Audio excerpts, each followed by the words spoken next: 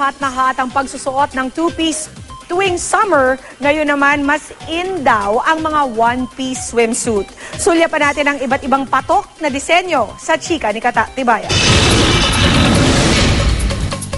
Bago pa man irampa ang beach body ngayong summer, takin muna ang swimwear. Ay hindi lang stylish kundi komportable rin at bagay sa inyong body type.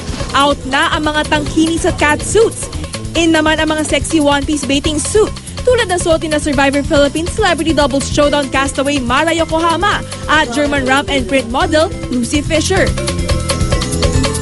Out na rin ang polka dots, hearts at animal prints. Dahil lang in ay ang bright and bold colors na tangerine at aqua. Pero dapat nakaayon pa rin sa inyong skin tone. For morenas, I would love for them to be in more earthy shades, bright hues, because that would look very, very nice on morena skin. Fair-skinned women with more, they can experiment more in terms of color. So they can do pastel shades, they can do bright shades, they can do black. It's very versatile. Uso rin ang bikinis na may disenyong beads at maging ang mga wraps sa baywang. These bikinis are especially made for the night because the tan line you might get from it when you wear it during the day might be weird.